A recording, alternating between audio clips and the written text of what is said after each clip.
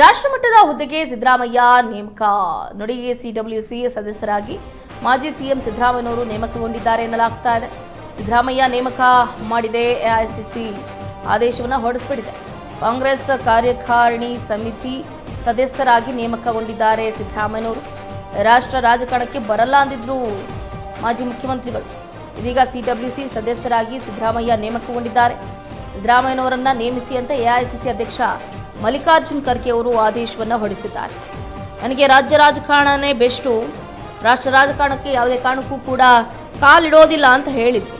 But ಏನು ಮಾಡೋದು, ಅಧಿಕಾರ ಅನ್ನೋದೇ ಹಾಗೆ, ಯಾವ ಸಂದರ್ಭದಲ್ಲಿ ಏನು ಮಾಡಿಸುತ್ತೆ ಅಂತ ಯಾರಿಗೂ ಕೂಡ ಹೇಳೋದಕ್ಕಾಗೋದಿಲ್ಲ. ಇತ್ತ ಮಗನಿಗೆ ಸಚಿವ ಸ್ಥಾನ ಸಿಗ್ತಾ ಇದ್ದಂತೆ ರಾಷ್ಟ್ರ ರಾಜಕಾರಣದತ್ತ ಸಿಎಂ ಸಿದ್ದರಾಮಯ್ಯನವರು ಮುಖ ಮಾಡಿದಂತೆ ಕಾಣಿಸ್ತಾ ಇದೆ. ಸಿಡಬ್ಲ್ಯೂಸಿ ಸದಸ್ಯರಾಗಿ ಸಿದ್ದರಾಮಯ್ಯನವರು ನೇಮಕಗೊಂಡಿದ್ದಾರೆ. ನೋಡಿ, ಕಾಂಗ್ರೆಸ್ ಕಾರ್ಯಕಾರಿ ಸಮಿತಿ ಸದಸ್ಯರಾಗಿ ಸಿದ್ದರಾಮಯ್ಯನವರನ್ನ ಕಾಂಗ್ರೆಸ್ ನೇಮಕ ಮಾಡಿರುವಂಥದ್ದು. ಸಿಡಬ್ಲ್ಯೂಸಿ ಕಾಂಗ್ರೆಸ್ ಪಕ್ಷದ ಉನ್ನತ ಮಟ್ಟದ ಸಮಿತಿ, ಅತ್ಯುನ್ನತ ನಿರ್ಧಾರಗಳನ್ನು ತೆಗೆದುಕೊಳ್ಳುವ ಸಮಿತಿ ಇದಾಗಿರುವಂಥದ್ದು. ದೇಶದಾದ್ಯಂತ ಇರುವ ಪ್ರಮುಖ ನಾಯಕರನ್ನ ಈ ಸಮಿತಿಯಲ್ಲಿ ಸದಸ್ಯರನ್ನಾಗಿ ಮಾಡಲಾಗಿದೆ.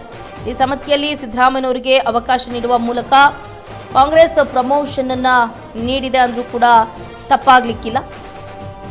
ನೋಡಿ, ಪಕ್ಷ ನಿಷ್ಠೆ, ಕಾಂಗ್ರೆಸ್ ಪಕ್ಷ ಎಲ್ಲವನ್ನು ಕೂಡ ಗುರುತಿಸಿದೆ. ಸೊ ಹಾಗಾಗಿ ಸಿದ್ದರಾಮಯ್ಯನವರಿಗೆ ಈ ಬಹುದೊಡ್ಡ ಜವಾಬ್ದಾರಿಯನ್ನ ನೀಡಿರುವಂಥದ್ದು.